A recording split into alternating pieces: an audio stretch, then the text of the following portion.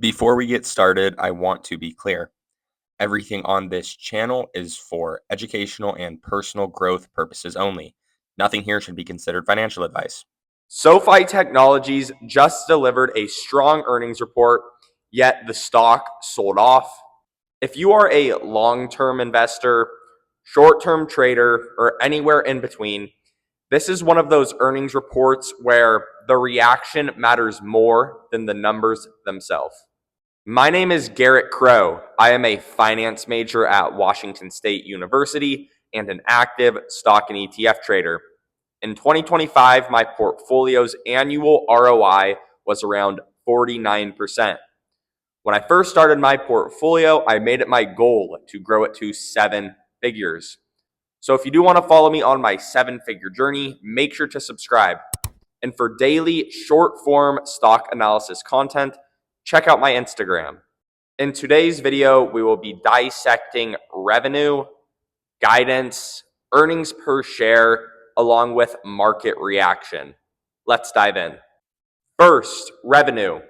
So SoFi's expected revenue for Q1 2026 was around $1.05 billion, yet they exceeded expectations, bringing in around $1.1 billion. So that is a clear beat, showing top-line growth and momentum in the business. You know, at first glance, this is exactly what investors want to see. Second, let's talk about earnings per share, or more commonly referred to as EPS. So the expected earnings per share was around 10 cents, yet it came in around 12 cents, which is just another strong beat.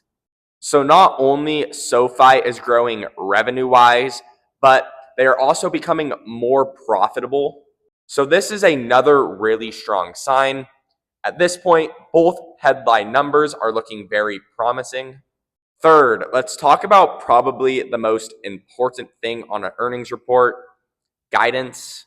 So SoFi maintained their full year guidance, but did not increase it.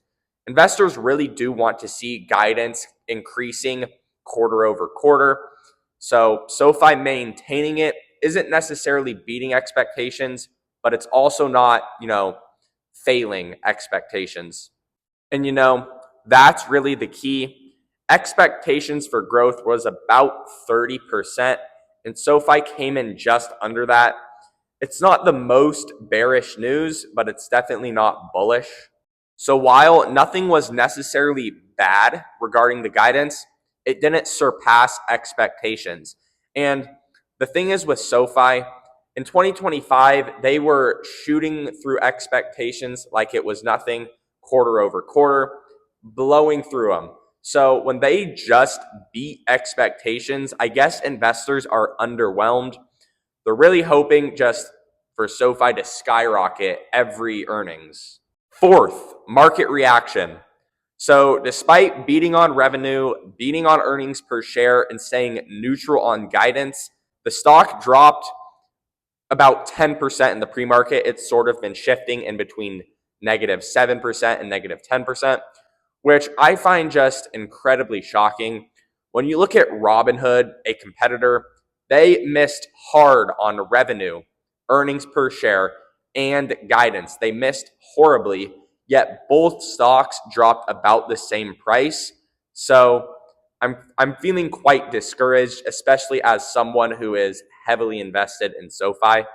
In conclusion, SoFi did deliver a strong quarter, beating on revenue, beating on earnings per share, and maintaining guidance, overall showing growth in the business.